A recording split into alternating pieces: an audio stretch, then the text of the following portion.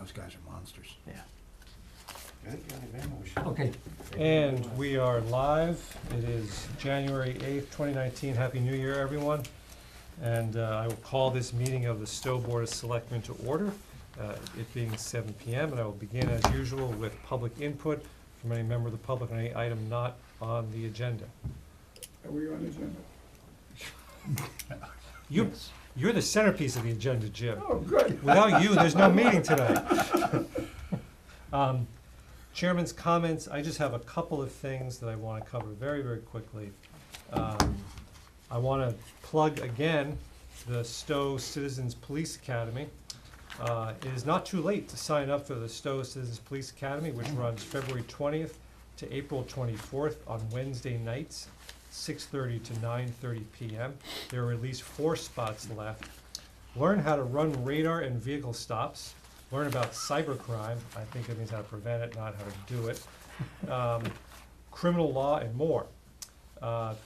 Past participants have raved about how much they have learned. The deadline for application is January 25th, and applications are on the Stowe Police Department website. I'm doing this. I'm looking forward to it, and I hope that they fill those extra 4 spots. I would encourage my colleagues to think about doing it. Mr. Burke, we could use someone to practice tasing on. Why is it always me? Big target. I thought he was gonna say he wanted you to tase him. A big and favorite target. On a more personal note, and a very important note, I want to pass along my personal good wishes and the board's good wishes to former Selectman Steve Dungan, who I think most of you know has been going through a very difficult healthcare crisis. I want Steve and Pam Weathers, his wife, to know that they are always in our thoughts and in our prayers. Bill, there are a few of us, Tom and I, and certainly Bill, who served with Steve. I think Bill will agree with me that Steve filled a very crucial function. He was a rock of stability on this board at a time when it sorely needed it. I think that's fair. I do remember him fondly, and the ancient Greeks said that a man's character is their fate.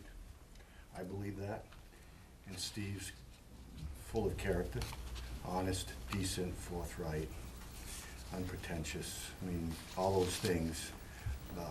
Was a good professional, obviously, but personally for me, my experience with him were more about his qualities as a human being. He's a fine man, sort of a pseudo father figure for me, frankly. I just want him to know that he is sorely missed and remembered. Last I heard, which was tonight, he was actually doing very well. So Steve, you are in our thoughts. If I may, I transported Steve many days with the senior band with classes that they went in Marlboro. And his wife was telling me, she says, when he looks out there and he sees you, he says, that's Jim. Yep. She says, he couldn't remember other people's names, but his eyes lit up and his smile come on. She says, what have you got? I said, I got nothing. But yeah, I remember him as from the senior center and The food bank. Yep. he was very Oh, yeah. active. Oh, he's a man about town, as I told him. He's our local Bruce Wayne, and he. I don't mean to be speaking about him like he's not doing well. He's actually doing well, from what I hear. But I just wanted him to know, and Pam to know, that we are all thinking of him very much And fondly. and fondly. Yeah, we go back, I served with him on the FinCom to begin with, over 20 years ago, so. Yeah, And He's, always remember it, and he's a true gentleman. and a smart guy. Mm-hmm. Charity work was what he did. That's what motivated and that's what excited his senses. Well, this town got very lucky when he decided to retire early. So he devoted himself full time to making this town. He's funny too, in an unfunny type of way. Oh, he's very funny. Oh, He's yeah. got a dry sense of humor. You know what I mean? Yeah. He just didn't He's- really allow Steve. Yeah. Shoot. All right. Thank you, everyone, for indulging me in that. Minutes, Maureen, none for Not this meeting? today. Okay. Sorry. Correspondence, I hogged the folder before the meeting. Has everyone else had a chance to look through the folder?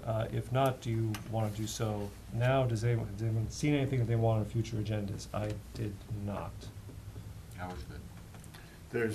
There's an item that's probably not in the correspondence because I only forwarded it to your office this afternoon. And it's the proposal from Weston and Sampson for the next phase of the DCR project. And it puts plug numbers as estimates for their design work, and then what we had seen in the previous report of the nature and extent of the scope of the work, that was full range, what they'll be recommending in the cost. This is on the dam for those. Yes, who oh, may I'm not- sorry, yes, on the Yes, dam. Like Boom Dam. Okay. Oh, the Lake Boone Dam. Yes. Okay. So, well, that will certainly be on some future agendas. There was an item concerning a possible earth removal bylaw issue, but there was a response. It seemed to me to not be an agenda item, but we'll leave that where it is. And moving on, we have the honor of accepting a gift to the cemetery department. My materials say GH is here to visit us and introduce it. Do you want to introduce us? Yep. I will do GH? that. Why don't you can stay there, you can, I will go right up there because the executor of this gift is here. Yeah. That is Mr. Son. Mr. Sauer, do you want to join us, Jim? I'm fine right here. Okay. This is my co-executive, we're the co-executive of this Actors Estate. And why don't you introduce him for the other members of the board who weren't here Mr. before? Arnold, there's the All right, name, nice to meet you. Nice to meet he's you, a sir. neighbor, and we both took care of this for years and years. She was the one at the breakfast that did all the pancakes and Veterans Breakfast, the Spring Fest. And she was like one of our members of the family. I took her to Alaska, we took her to Hawaii.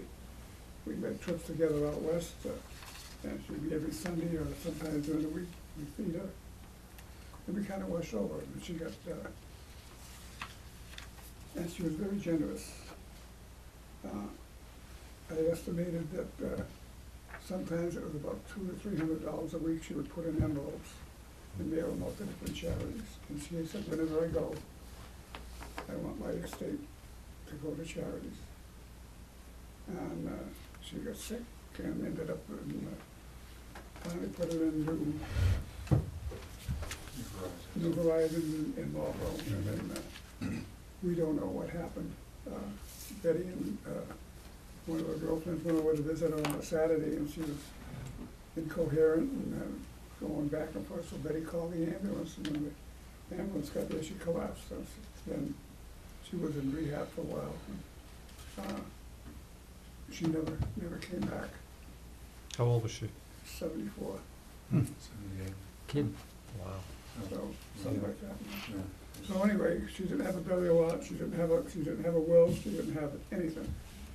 So that, thank God I had him. He went through the process, and we did 8 or 9 trips into the probate court in Cambridge and got it all straightened out.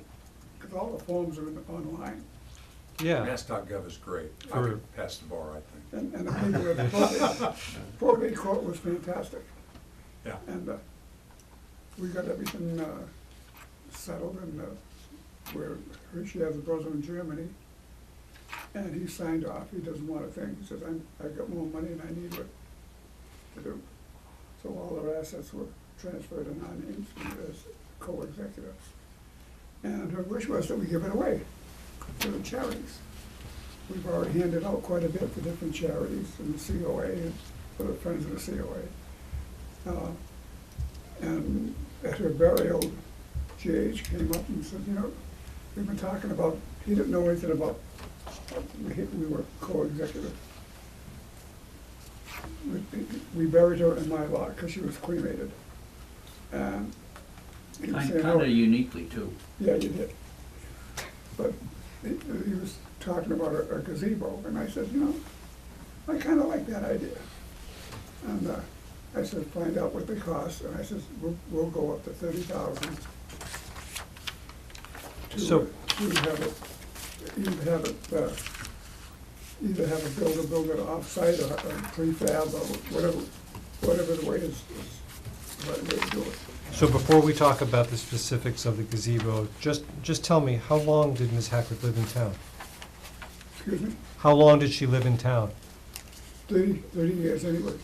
She moved here August of '92, the same month I did, across the street. She's 203, I'm 200. Okay. I'd mow her yard and take the snow off her driveway, and see her wandering around the road, and just go over and talk to her. And we're the only family that she had. Never married, no kids.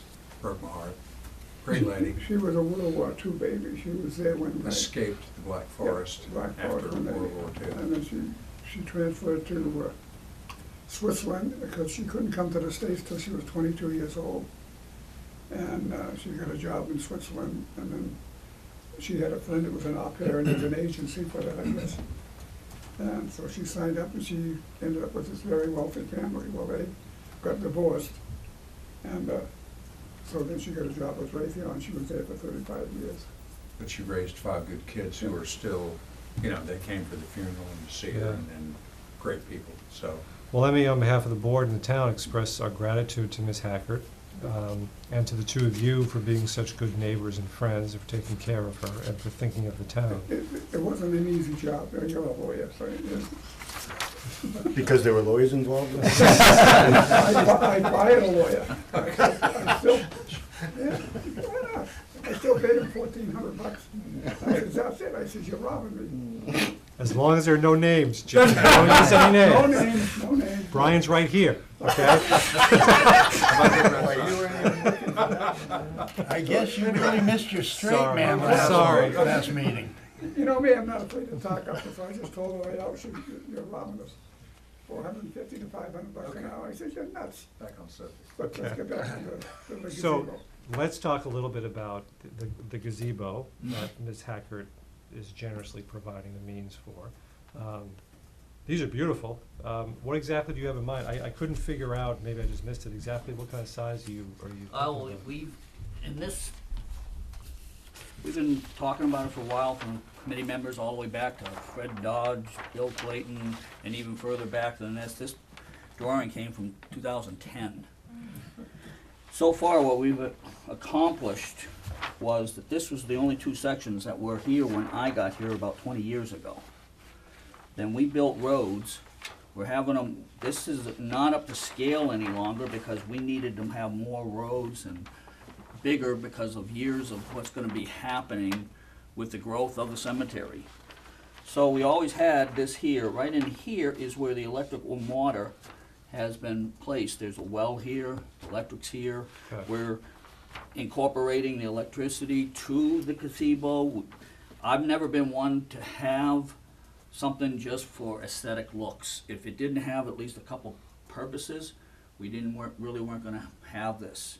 So what we found out was, I was up in a cemetery up in Plymouth, New Hampshire, and they had all the information of the burial sites, people in them, and where they could find them, all in one little small building. And that incorporated my idea, was that people could come here, find it not only in this cemetery, but Lower Village and also Hillside. And that way there, they can come see us all the time anyways, but this could be there. We can use that for memorial services. Right. We can use it for any other little things. In Mount Albans, which they're a private cemetery, they have weddings. Death do us part, they say. So, Maybe even the Memorial Day. yep. Well, that probably eventually could be incorporated in the walk around and things like that, Right. because it's very simply made. Right. The roads are a little wider, they're incorporated for anything else that we would need.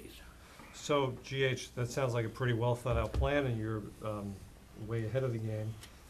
We have this rather complicated policy, which all boils down to a couple of questions, such as, can you use the money? You've answered that.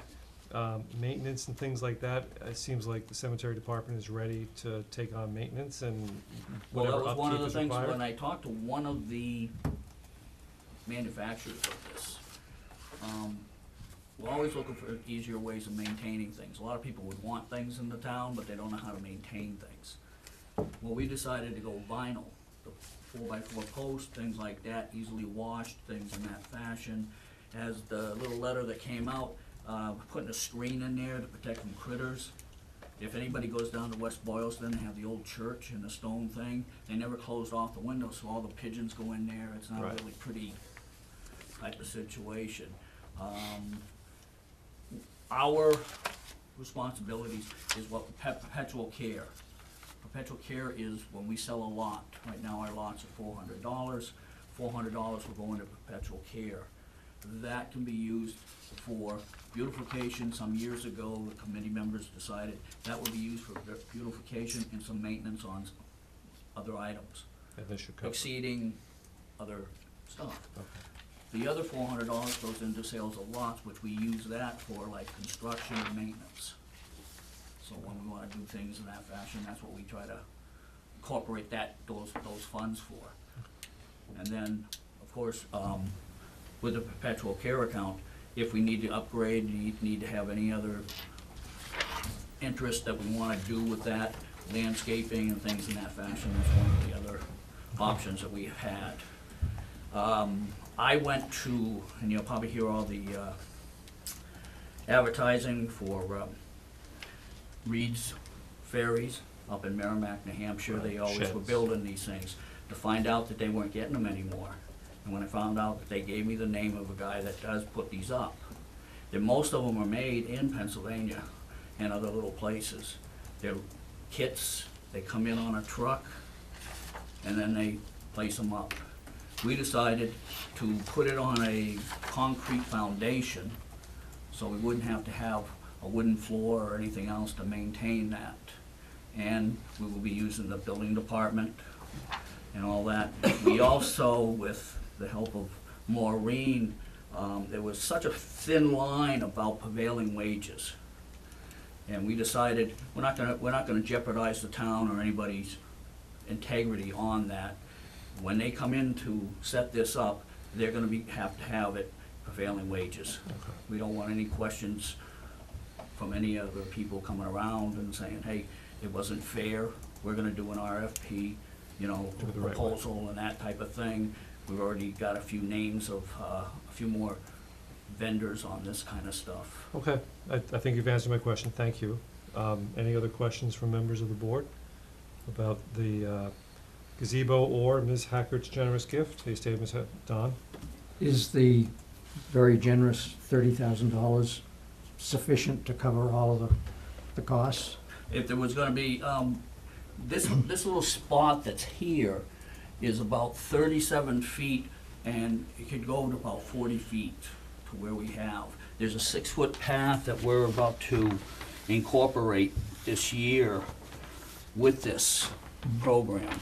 So we're not sure exactly, because when we were looking at maybe some pictures, we look at gazebos are normally like this.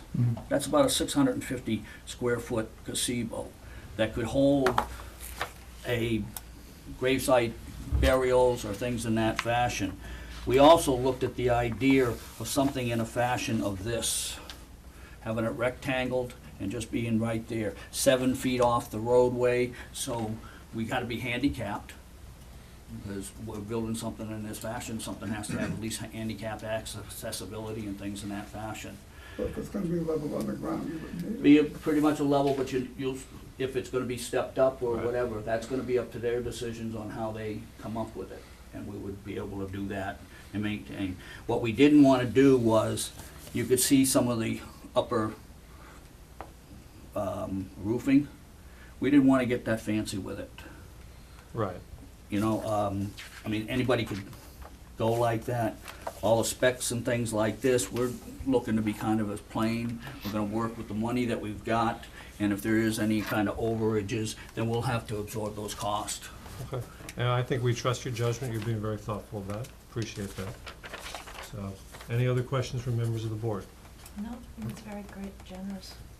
Do I hear a motion? You looking that way?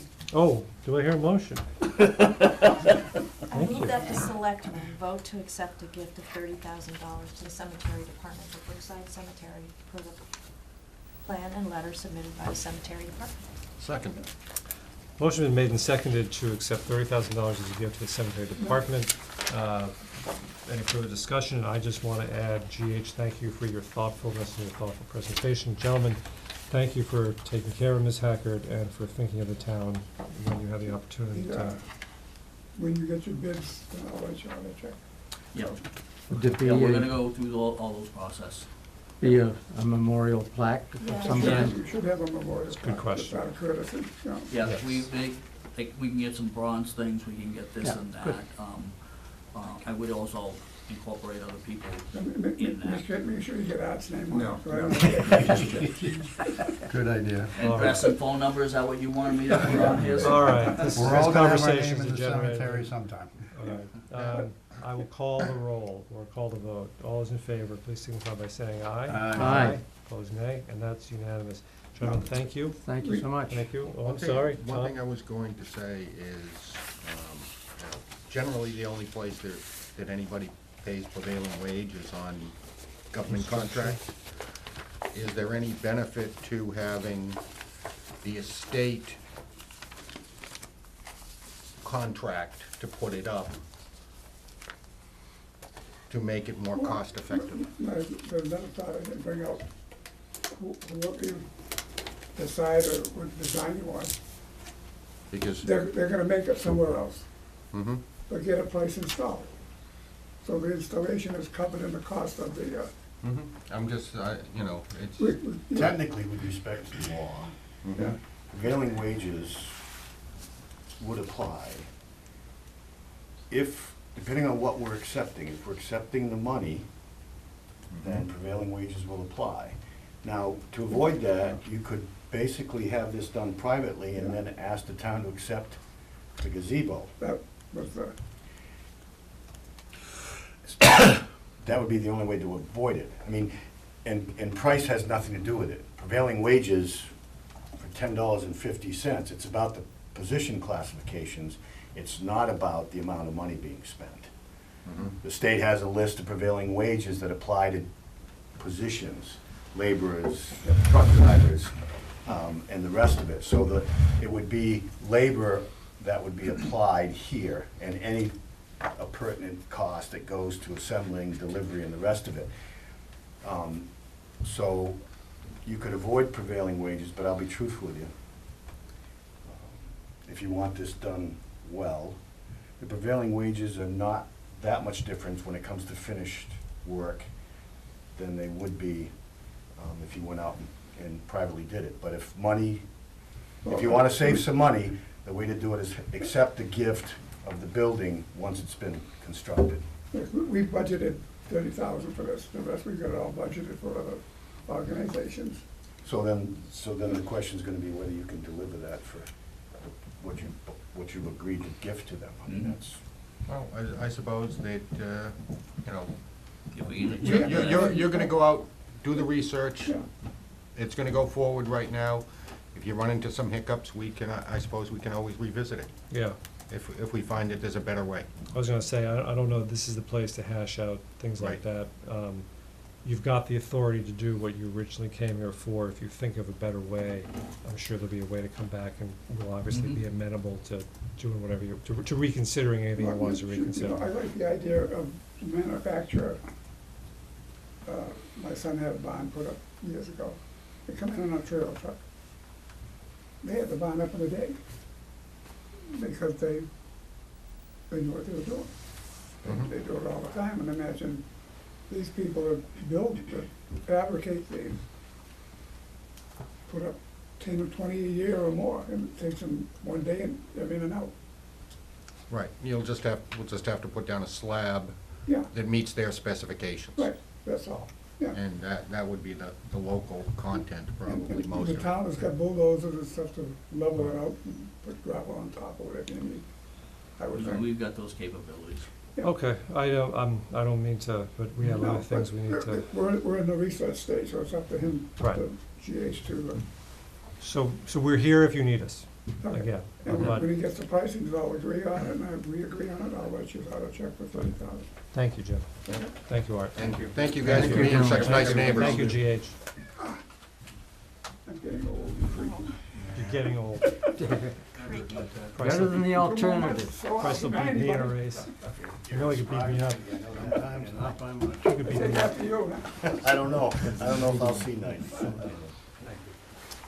All right, the Selectmen's Office budgets, the Selectmen's Office is responsible for 4 budgets, I think, the operations, office budget, for lack of a better word, and then 3 other budgets, weights and measures, town reports and warrant, and the insurance budget.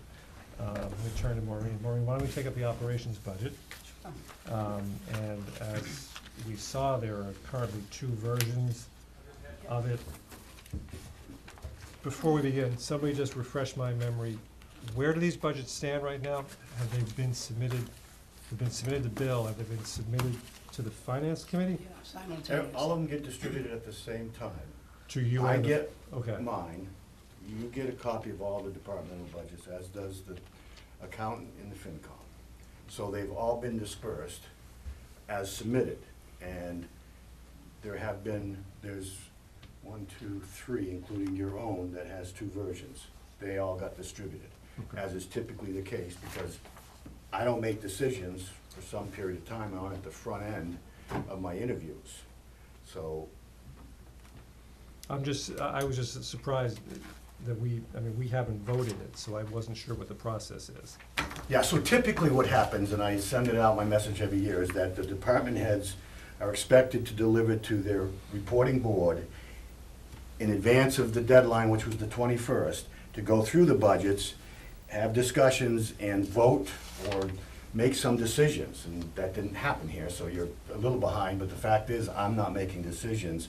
I'm just at the front end. I'm doing Okay. the initial interviews this week and next week with the departments, and letting departments know where I am, as I've done in this case with the administrative assistant's request. Well, And that's essentially Okay. what I do with all the departments. So that's where we are right now, and All right. I haven't made decisions yet, and don't know what they'll be. I just wanted to procedurally know where we were. Maureen, do you want to cover what Yeah, I the- wanted to say too, I wasn't sure about how the process works. I went to see Bill in early December to ask what the process was, and he explained it. I felt I should go through Bill first, even though most people would go through their board. I didn't want to go too backhanded with it, so I approached Bill. I figured after we talked, I could bring it to you. We were due on the 21st because we didn't have meetings late. It's all right. I mean, I don't think Yeah. there's any harm. I feel uncomfortable with the idea that FinCom has something before I did. Yeah, and all at the same time, and Atlee actually sent some questions, which I told him I would answer if it goes any further than this tonight. So just for future, I think maybe we should start, if there's something like this, we should start earlier. Okay, Because he could have easily asked one of us questions too. yeah, So just Yeah. for the future, I think it would be a Okay. good idea to make sure that we have seen it okay, before it goes outside of this office. I can see why you want to go to Bill, yeah. given how Okay. closely you work with him. Okay. So, be that as it may, why don't you talk to us about the substance of what you're asking for? Okay, so, I did a salary survey. Of course, people are very reluctant to answer, but that should be near the top of tonight's packet. And basically neighboring towns, same role. Sometimes they're just to the town administrator.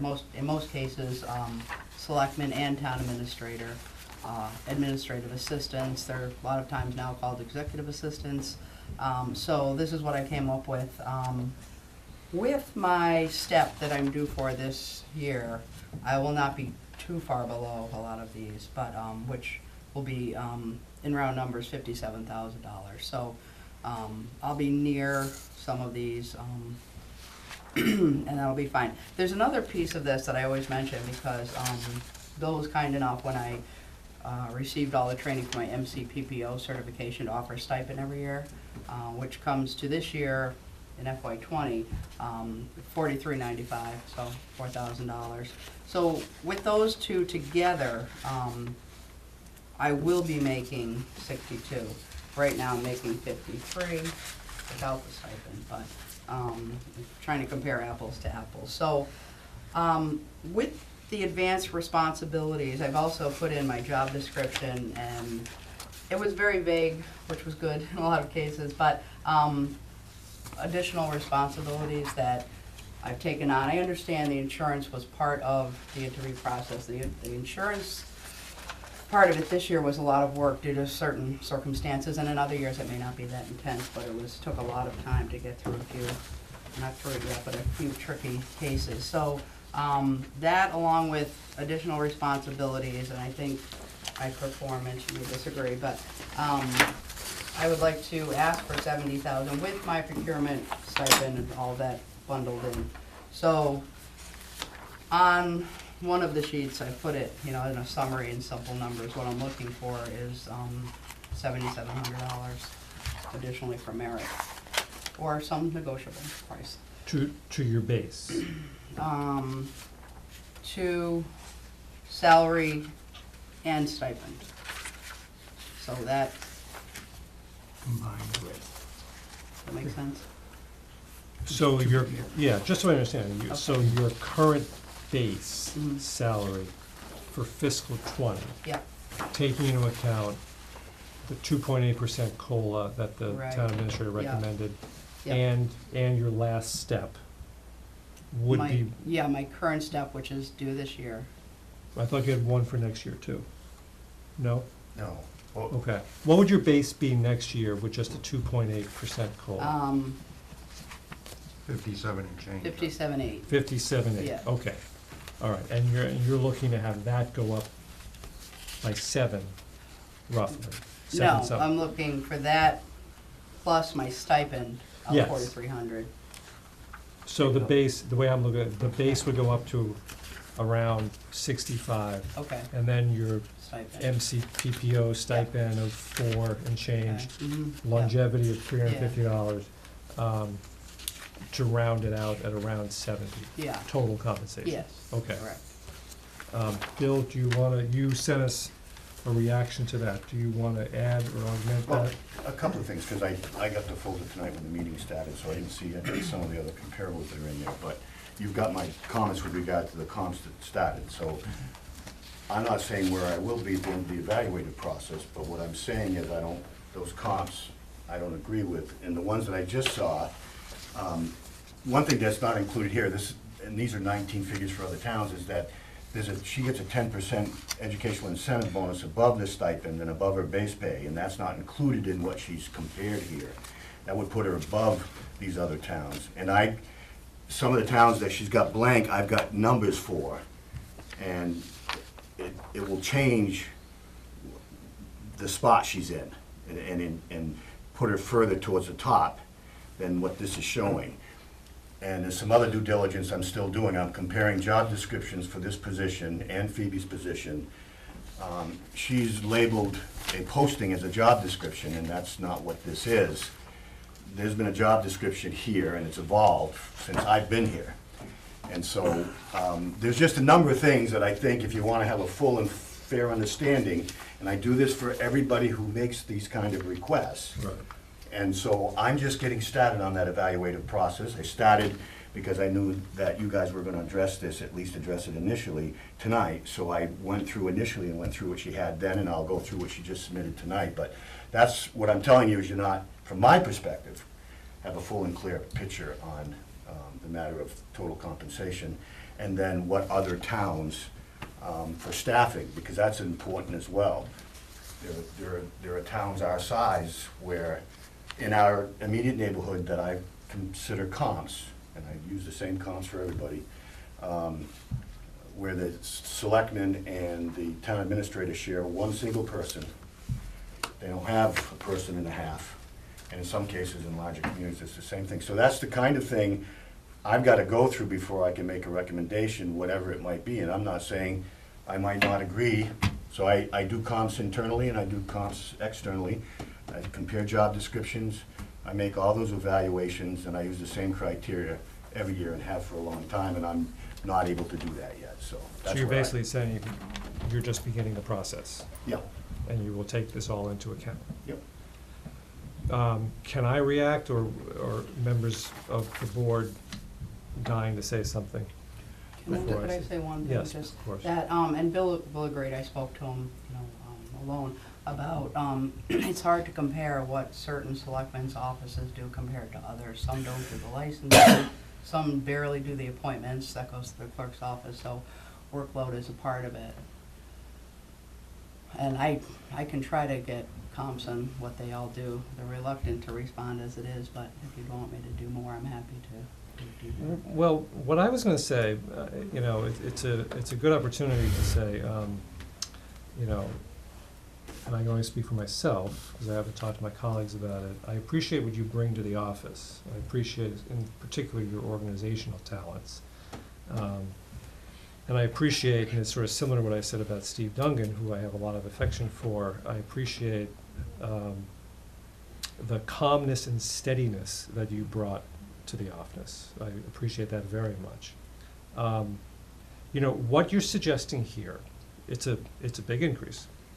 And you are essentially suggesting almost a reclassification, because the basic difference is called an administrative assistant, you're disagreeing with that, you're saying you're more like a department head.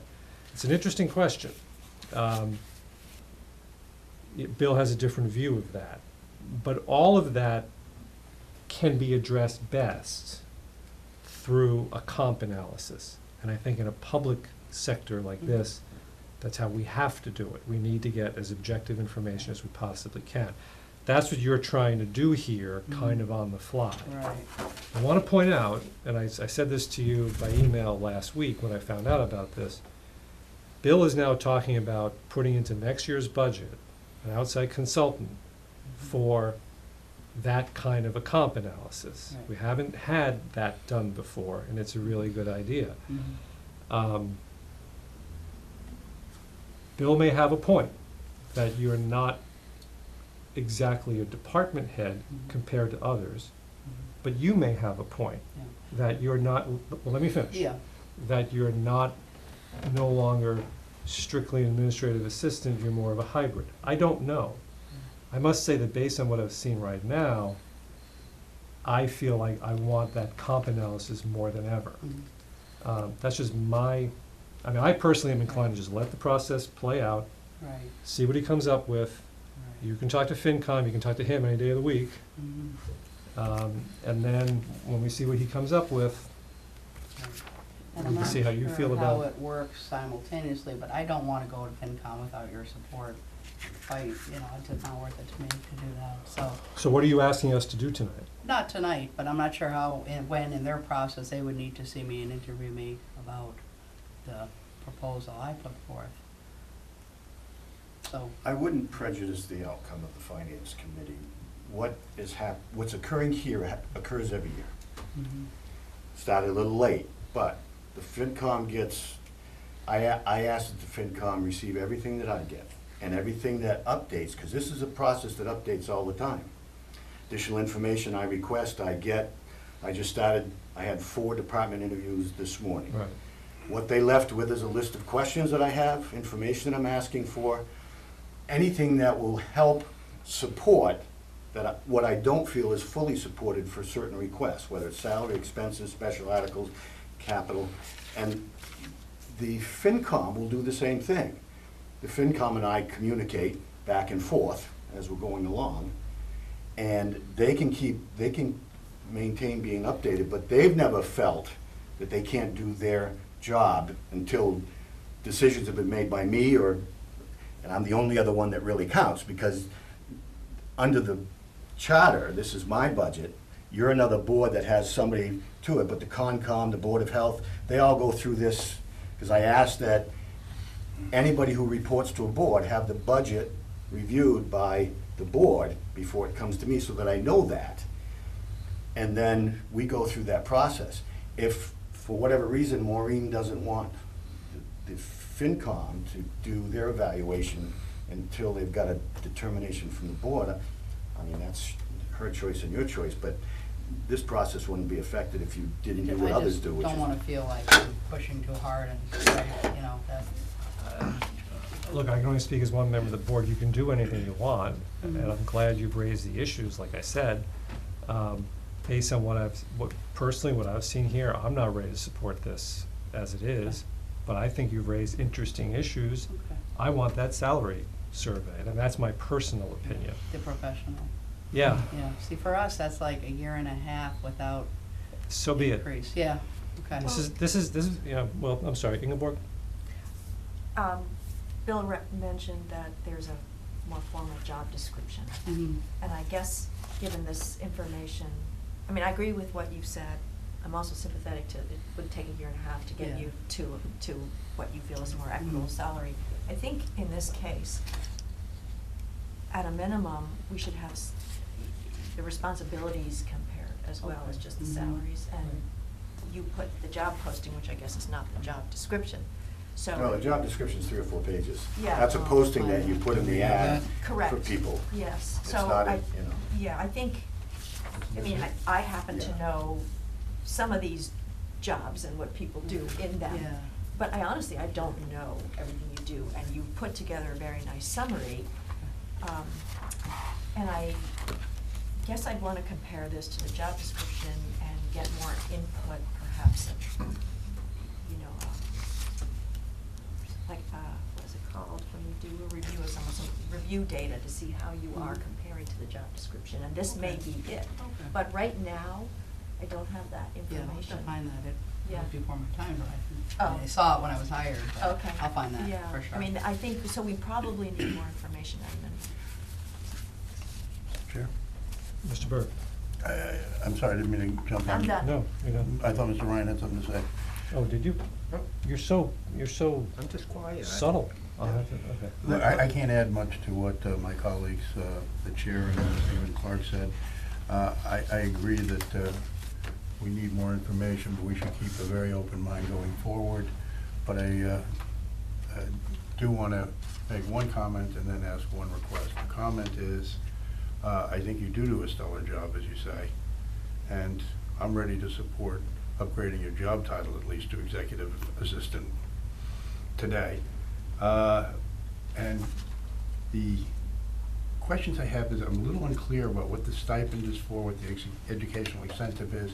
So when we get this information, perhaps that could be fleshed out a little more. I know you could explain it right now, but it's not worth it. Well, it won't take long, I could do it now. As she stated, I awarded her a stipend because to assist with procurement, I delegated the responsibility, she accepted it, and she's become an MC, PPO, or whatever the hell it is. Met the certifications, and upon that, and she's begun to exercise procurement responsibility under my review, and for that, she receives a stipend of over $4,000. The educational incentive has been around for 20 years. I thought you went at 5, 10, 15%, associates, bachelors, masters, and that's in addition to your base pay.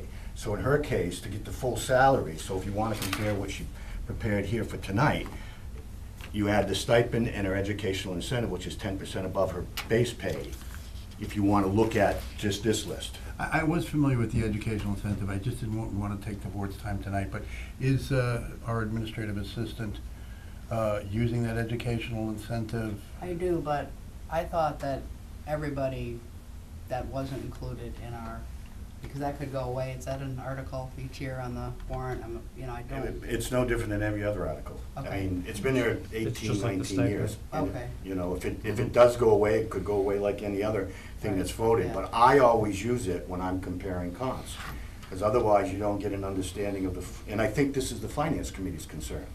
You know, when you're looking at comparables, Right. it's fair when you get just a single figure bottom line, that you're comparing apples to apples. And we're one of the few communities that does have the educational incentive, so I always include it when I'm looking at anybody who works for us that's looking to reclass, to use outside comps. I make sure that I'm not using figures that aren't comparable. And in this case, that's the case, and I can fill in some of these other blanks, because I've contacted them, so. I think, sorry, lost my train of thought. Is it about About the incentive, Incentive, that it might go away. I think with that, I'm not sure if that contributes, like there's a portion of that goes to our retirement. I'm also concerned about my salary with retirement, the way they've changed and everything, that now it's an average, it's not your last 3 higher years. So now, It's your little last year. sections, 5. yeah, so that's another underlying thing, but that, you know. When it's did you just start? Well, Concom, I was part-time, 10 years ago, 2009, and then I've been here. Were you in the 20 retirement 5 system years. when you were part-time? Yeah, You were? yeah. So it should be 3 years, Yeah. because it But it was changed. such a small portion. But the fact that they used 3 years locked in before 2012, if you started before 2012. Okay, Yeah. yeah, 2009. Okay. But, I mean, I just want to, I understand what you're saying, and I Yeah. also understand that a raise, potential raise, Mhm. a year and a half from now is maybe not as good as something now. Yeah. But I don't know how to say this. It would be one thing if Ingeborg and Tom and Don and Brian and I earned this money, okay? If somehow we made it, and it was our money, and we could just spend it for whatever reason we want, then I would feel, okay, you need it now, Maureen, here you go. It's gonna help with retirement, here you go.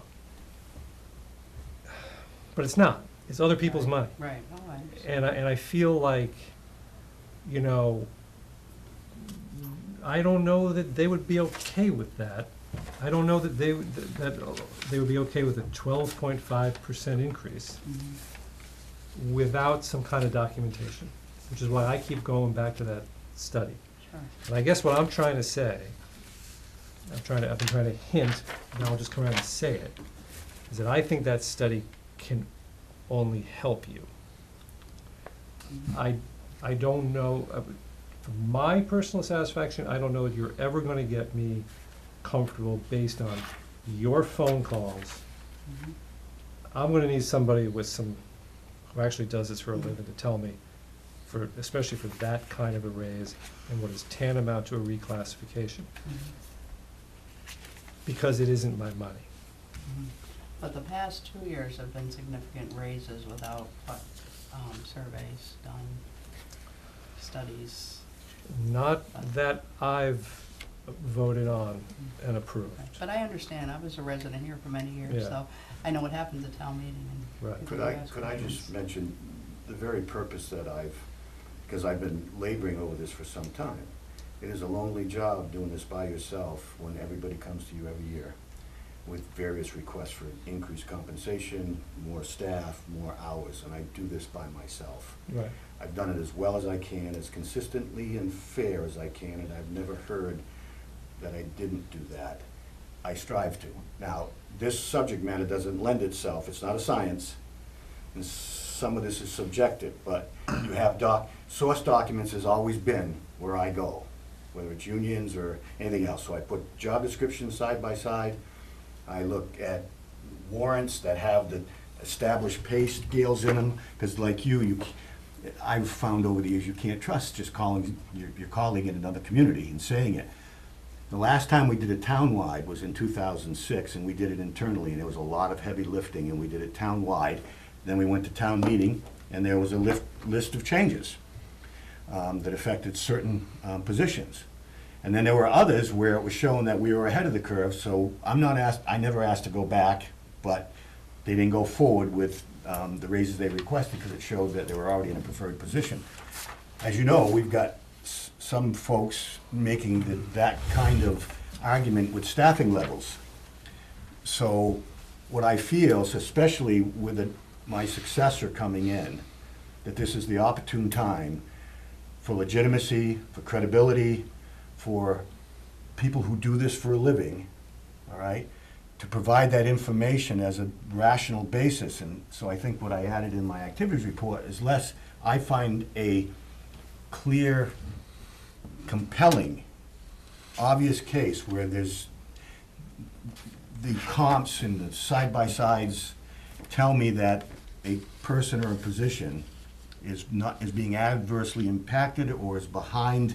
I don't try to go to the top. There's some communities that I don't use, Lincoln, for example, and others, because we're not Lincoln, we're not Carlisle and Dover. And also, if you're over 10,000 in population, I don't use you because the budget numbers are larger.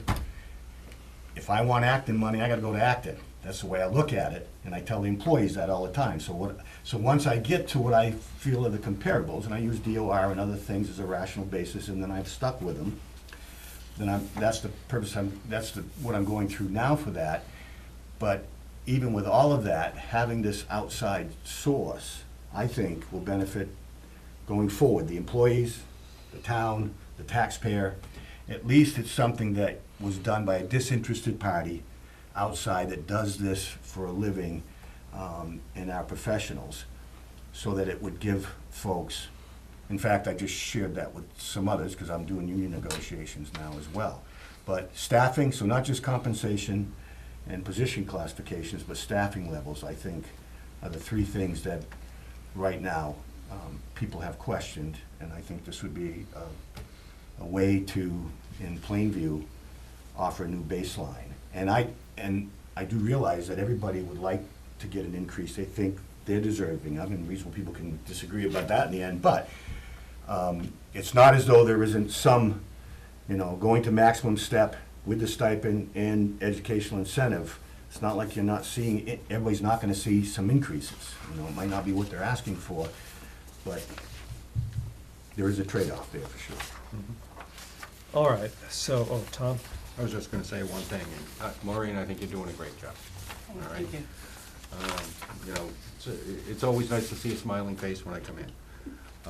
I'm pretty much along the same lines as pretty much everybody else. I think one of the things that, and Bill, correct me if I'm wrong, but in the past, a number of times, and I think this might be what Maureen's trying to do, correct me if I'm wrong, but some board, or some employees have gone to their boards and asked, will you go to bat for me for this? I want a reclassification and so on. Then they'll bring it to you and you'll do your thing as you usually do. But is that what you're kind of asking us to do, is to support this right now? And Seeing that you do want to see that job description, maybe more intimate detail, I wouldn't ask for that tonight. And I'm not sure if the next meeting is too late, so I'm not sure how to do that, because it's a different situation. I think when people can go to their boards in September and have discussions about it. I didn't think that was Yep. appropriate, but Right. yeah. That could have so- happened. Yeah, There's no reason that I couldn't don't happen. want to begrudgingly, see that happen if you think I'm worth it and that. That's generally not the way it works. I'm not expecting that the boards that an employee reports to. Now, I allow the department head to bring anybody they want with them. Sometimes they'll bring a member of their board, and I have that conversation with them. It doesn't affect my decision-making, but I want to know that the board understands what it is that's in the budget that's been requested, especially when it comes to salary increases. But I don't require that there be a vote with regard to the specific item or not. As it is now, generally speaking, I ask the department heads, has your board seen and/or voted on your budget? But whether they voted or not, or whether they're advocating or not, isn't what's important to me, is that they know. Because again, I go through my own process. If they can help gather information for the department head, that's fine. But in the end, it's me and what I've asked for, and then I make a recommendation. That's essentially how it works. Right, and the thing is, in this case, I think it's, Maureen feels she would like a raise. I think we let the process play out, and, as we have in the past, and we'll see what Bill comes up with. But, in some ways, it keeps going back to, sometimes if you don't ask, you don't get. Sure. And maybe Bill's gonna find out that she's terribly underpaid. Maybe he's not. But the thing is, you've already started a good dialogue with Bill, and Bill will have a good dialogue with you. And it's always difficult, I'll call it on TV, to try to hash out someone's compensation. And it can, I think that the process that we've got has worked well in the past, and I think it will continue to work We'll well. be meeting on Friday, as a matter of fact. So, So- Who's we? department head and myself, which is typically how it Mr. Hawks? I'm just mindful of trying to be responsive to what I think is a I know is a very helpful and good and responsible position. That this process of hiring a consultant out of next year's budget, which means that therefore it's a year and a half down the road before something comes out of that. Could I just correct you on that? I have every intention to have that complete, so that the next budget, not the one that's coming up, you'll have it, so you're gonna miss one cycle. Okay, but at the same time, when you're into that cycle, you'll be in the Golden West. Well, I hope that's not insinuating I won't be, no, I will be here when the result of it comes in, and that will be my budget, my last one, Right, along with the board and others when we make a decision on what this might mean for different positions in town. So I'm not gonna be an absentee. no, but I'm just saying that once, what is your retirement date? August of 20. August That's of the 20. exact date, but I'm gonna be, Okay, I've got this year's budget and next year's budget. Okay. I've got two left. but whoever, if we had a change in this office, for instance, if some golden opportunity comes up, it's just too good for her to resist, or she is justified in her own mind and saying, this doesn't work for me anymore, I think we're gonna be, the transition will be not as easy as it would be if she were still here. And I would hate to see that. But what's the alternative? The alternative is, rather than hold this particular one hostage to a year and a half long process, I'm hoping that Bill's further research into this, it may not reach this number, but maybe there's some other number So you're saying let the for process. this budget, Let the So you're process. saying let the process play out, for this budget. Mhm. which is what Tom Yeah, I was think saying. we all, that's what's Okay. gonna happen. And All right. Inglewood. Okay. Well, I will say this, I have never given a raise because someone said if they don't get it, or they can't afford to work anymore. And we've lost people that way. Mhm. And look, Well, that's- we all could've left more money somewhere else. You know, all I'm saying to you is that always exists, Mhm. it always will exist, okay? All I can do is an honest process and not let those kind of influences get in my, I won't consider them. I mean, with all due respect to you or No, the what- board, that's not what I'm thinking about. Because whatever comes out of this might not be satisfactory and something else might come up. I mean, the NFL loses great players all the time because things like that. Reasonable But I- people can disagree on what's reasonable. I'm you know. just hopeful that something, that due diligence, to use my, what do you think? Well, I hope I've earned the trust of all of you in this Yeah. town for 27 years of budgeting, that I do my due diligence, I don't take things personally, okay? I'm thoughtful, I'm comprehensive to a fault, that's what I do. And all I'm saying is I will do it in this case like I do ever, and I won't prejudice the outcome by saying whether she'll get the raise she wants or a certain number. That's all I'm telling you, and all I'm saying to you is that I'm gonna put an article in because I think it's time, instead of one person doing this, having a firm, so when you start fresh with a new person, there is that basis from which everybody can be comfortable that at least a disinterested outside professional firm that does these things has done it, and here are their results. That's all I'm trying to accomplish there, and I'm fully in support of maybe that. people don't want to do that, I don't know, but I don't know of a better way. And it may be a good, thing that going forward, that, we try to do it every 10 years, something like that. And I think it's a good opportunity, it's a good reminder. I've been bad about performance reviews. What? Been bad about performance reviews. And I think we're gonna have to bring that back this year. Say what? Bring Performance reviews. back? Is Yeah, that what we you- used to do them a number of years ago. They're very awkward to do on television, we got away from it. We're gonna have to go back to it. I know this is off topic, and so if we have to talk about this at another meeting, just please respond that way. Sure. But does a performance review have to be done on television? If we're gonna do it as a group, yes. There might be ways to have it not be done that way, So I know particularly. on other boards, they've been done by the chair or by. Yeah, there might be other ways of doing it. Okay. So sure, you know. The review itself is a public record, for Right. the most part, unless there's something, depending on comments made in them, they're assumed to be a written public review. record. Yes, and so, Right, and then so- typically what And that may the be different boards than do is they, part- the chairman will collect and add up the grades or the numbers and then just summarize the categories. You're not required to go into detail. Right. Right. Okay, that can be another subject. But we It's we off should get topic. back to that. We've been remiss. That's it, you're gonna get off the board, then you want us to go back to that. Yeah. Let's see. Sufficient unto the day is the evil thereof, Mr. Chair. Pardon? Sufficient unto the day is the evil thereof. It's the fullness I don't even know what that means. thereof. Okay. Oh, my goodness. So do I hear a consensus to let this process play out The Catholic Church. until, for the town administrator to reach his own conclusion and then, I guess, take this up again at that time? I think that's. In the end, you get to take a vote on my budget, as you know, and Right.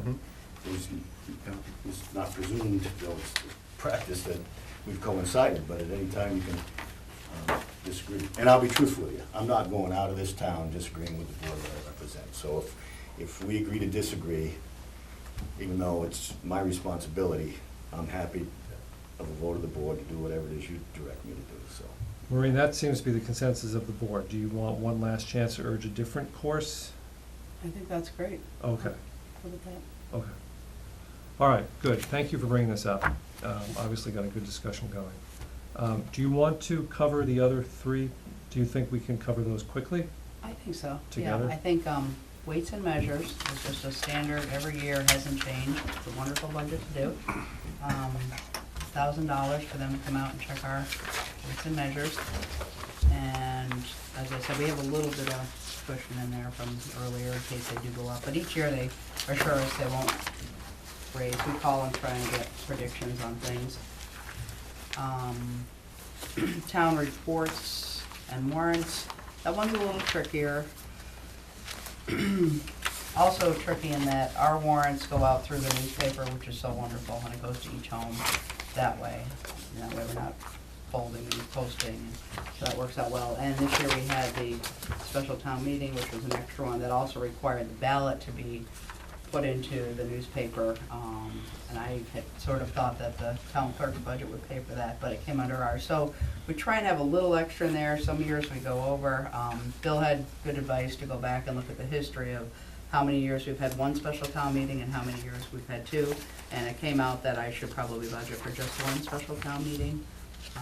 You know, the thing with that is I always worry if there's a chapter 61 that comes in that can trigger 2 or 3 town meetings of, you know, extreme circumstances. So we did some checking this year and we found a new printer to print the annual report, which is quite expensive, and they came in $400 lower than we were paying, so we're happy about that. So that's where that budget stands. And then the insurance budget, Bill and I go over in detail. This year, as you can see, it's gone up a bit. It's just like auto insurance or home. If there are incidences, your rates go up. So basically, that's what happened this year. I love working with Maya. I know that they seem expensive. Our rep right now is extremely responsive. They work on, and I understand Bill's frustration, they work on a calendar year. So when I go to do the budget, they're like, well, we don't know. You know, so it's like, okay, so he, against his supervisor's advice, comes and helps me with these guesstimate numbers based on what the facts are at that time. So I've come up with a good guess. I think it's probably close. Things like they do an audit every year of personnel, and so if we've given more hours, you know, new positions, then that area goes up. Some things are hard to predict, but a lot of the things like the bonds generally stay the same. So that's pretty straightforward. Refresh my memory, what's an IOD case? Injured on duty. IOD case? Injured on duty? Oh, injured on duty and workers' comp. And So- that IOD is just for police and fire. That's it, okay. Yeah. They get They get paid, 111F instead of workers' Yeah. comp. right, they Yep. basically get their full salary. I do remember Tax that now. Yeah. So it is the case that I do request and instruct Maureen to badger the hell out of us folks, because at their convenience, they never have real numbers for us. And invariably, of course, they'll give estimates that in the end, we leave money on the table. So- Because they wanna make sure there's plenty enough for them. And in part, that's why I left Maya 15 years ago, because their experience, modification, the monies that they were carrying for ongoing cases, and then how they were, many things, but including the fact that they protect themselves by saying, well, I'd use 5-6%, whatever it is, and we'd be lucky if we got a line or two that even explained why. And I said, well, geez, this year paid the date in full, we're here, and you're telling me, right? So I just want you to know that as much as I can, I try to get more out of them, just so that this. So can I ask something? I don't understand. Unlike, I don't even think of IOD as insurance, but with most insurance like homeowners or fire, they send you a bill for a premium for the coming year. That's fixed. And if you have a big loss, you're not gonna get charged more for that year, but your premium for the next year is gonna go up. This seems more like our premium for the coming year isn't set, depends on the losses we have that year, and I don't understand how it works. Well, and it shouldn't work that way. We should be paying on the experience modification, which says, okay, you're paying for the previous losses. Yeah. And it comes annually for it. Now, we haven't met yet, but I'm assuming in this increase is, we have a deductible, and we had the MCAD case, Right. one of the two from the same person, except we've switched back to Maya. And so they incurred that cost 2.5 years ago. Didn't say anything about it, and then said, we want our money. And again, we have, and they know how this works, we have a town meeting once a year to set the budgets. And so mid-year, all of a sudden they want to get paid, 2.5 years later.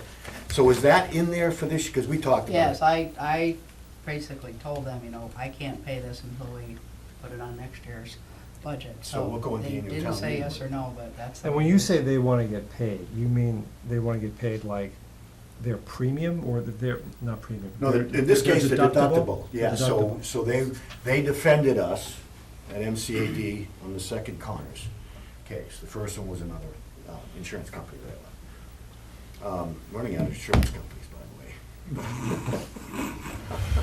the way. In any event, so yes, so when that second case was filed, Maya defended us and filed the brief. We have a deductible, and so the cost to them to file the brief, we owe. And and the deductible is per incident, No. per claim, And these right? IOD and workers' comp cases carry 3 years forward. Yeah, so the experience modification is like a Experience surge, mod, yeah. I mean, look, I tried every way I can to Okay. minimize the cost. There's not much once they've, all I'm saying to you is that we're making, and we've been doing this for a couple of years, and last year we benefited quite a bit. Yeah, But in any event, the cost doesn't bother me. It's more the unpredictability of it and the uncertainty this close, well, halfway through the fiscal. You know what I'm saying? It's the unpredictability of it Oh, yeah, that absolutely. I don't understand. I tried to persuade him to go to a fiscal year. All of Maya's clients are public. And I'm not saying 100%, probably have some nonprofits, but 90% of their clientele are like us. We're on a fiscal year, we go to town meetings, many of us, all the towns do, to get our money once a year. And geez, you might want to align with your clientele so that you would have votes on the premiums and other matters, so we'd have hard costs instead of these, Estimates. you know what I mean? I don't think it's that different from the public sector for those who have a non-standard or non-calendar fiscal year. Yeah, I think, but they could align, they decided not to, okay, fine, so.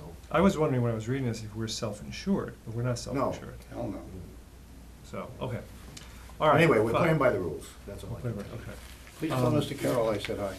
And then back to the operating budget, all of the stats and data on, our meeting expenses and all that pretty much stays the same. There are a few membership subscriptions that go up each year, so that was all detailed.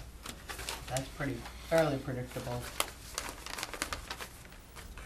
All right, we didn't vote on the operating, on the office budget. We're letting that play out. We should probably just do the same thing with the other three budgets. As I said, there's no vote necessary. Right. If you wanted to, you. You know, I think it's good for Maureen to bring this to us so that Right. we know what's cooking in it. Right. And then Bill and Maureen will tear it apart a little bit more, and it, I just- most assuredly will be somewhat different the next time we see it. Yeah, Okay. It's intended as a process so that Right. I know the boards that people work for know of the budget. Because there were times when boards didn't, early on in my career, the boards didn't know that there was, the budget was submitted That and there what was was a in it, budget. you know? There is a motion proposed. But we're not gonna use We it. don't have We to don't not seem, gonna do that? we don't seem to need it. I Fine. have a question, Mr. Chairman. Ms. Hageman.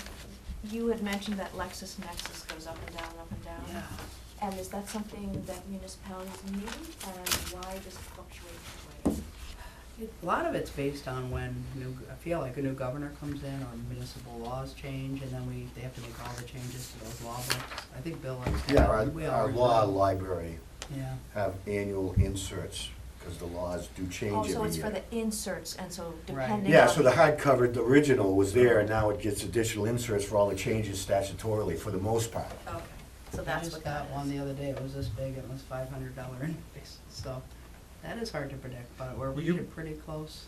You might wanna look into like a Westlaw subscription. I know, in a law office I was in, they convinced me to give up my books and their expensive Inserts. supplements, which Mhm. I loved, Mm. because they had the little squibs, but they convinced me it was so much cheaper just to get a Westlaw subscription that I had to go along with it, and Westlaw is very user-friendly. I mean, Lexis is too, I haven't used it in a long time though, I think of Westlaw. And I did have one resident come in and say, "Ooh, can we use these?" And I said, Can we wait 1 year until I leave? Oh, okay, never mind. I was gonna say, Bill could check it on his, Yeah. you could be checking them on your phone then. Yeah, okay. Okay. So You can no also motion. just subscribe to the volumes that have to do with like municipal stuff. Anyway, okay, never mind. All right, thank you for that. Anything last? No? Good, okay. I wanted to briefly touch on the discussion we had at our last meeting on strategic planning, and I redid. At our last meeting, December 11th, you gave me some comments on the SWOT memo that I drafted. You've got a hard copy in front of you. Bill's gonna cover in his town administrator's activities report, I think. He and Rich and Steve Jellick and I are gonna be meeting to discuss the four main topics, and I edited this to reflect the changes that you folks suggested. I hope I got it right. I am feeling less like it's necessary. I am open to the idea that this is unnecessary. I like where we're going on the meetings. So this is for your consideration and review. Are you I will defer to your recommendation whether this is necessary or not based on the meetings. Wish you told me that before, I wordsmith the hell out of it. Yeah, you worked hard on that. Oh, did you really? Well, I'll be happy to take a look at it and spend my weekend considering your comments. And then deciding that you're not gonna issue the letter, or the memo. What did you have to say, Mr. Burke? No, just briefly, I saw the Stowe TV, YouTube of the Selectmen's discussion last meeting. Oh, that's right, you weren't here. I was also gratified that everyone was so concerned about my welfare, they were considering a censure motion. Not at that meeting. That was the meeting before. We were really concerned at the last meeting. We were concerned. Yeah, we were worried where you were. Yeah. Anyway. Mr. Burke always comes. We agreed not to pay the ransom, but other than that, I didn't get too much further on it. But anyway, I thought it was, I thought the chair laid out his plans and his goals and the reasons therefore very well. And I thought there was a lot of useful input from my There's a- colleagues. There's a but coming. Oh, no? No? Thank you. So you're gonna have some meetings to determine whether you need to have meetings, right? All right. Need to have written responses. How's that? I'm gonna suggest that we're gonna table this. Maybe we have enough to do in fiscal 19. But I'm gonna spend a good portion of the weekend considering these comments. Probably missed the Patriots game. I might. I Yeah, might you miss the would. Patriots game. No, I wouldn't. Is that all right? Will that disappoint people too No. much if we table this? It's your committee. It's your baby. I'm gonna let it go. Thank you for your input, but there's just something in my gut is saying this is one step too far. Well, Well, especially as I you just wrote it. want to say, I think it's a good idea. I don't want to dismiss it lightly. I just think if you are leaning towards another route, that's fine. I really do like the idea of sort of proactively identifying what the key issues are that are coming down the pike, Yeah. so to speak. But if you feel that this can also be gained through the normal process and us paying more attention to the details of the normal process, then I'm gonna be fine with that. I think, I'm glad you said that. It's kind of crystallized what I'm thinking. I think we're gonna have a challenging budget season.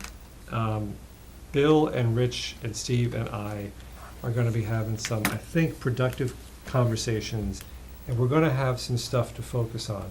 For example, we should all be thinking a lot about the over $3 million in capital requests this year, Approaching 4 now. approaching 4.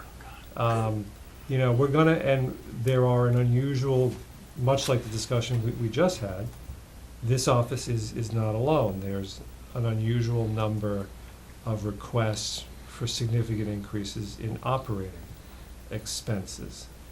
We're trying, I'm on a personal campaign to attend more finance committee meetings and just, I don't know, just be there to answer some of their questions. They love you. They love me. Well, I'll resist. So maybe we've bit off of more than as much as we can chew this year. Okay. Maybe it's a good idea for next year. But we won't have the right leadership. That's not set Never in mind, I stone. withdraw the comment. That's not set in stone, my friend. What in life is.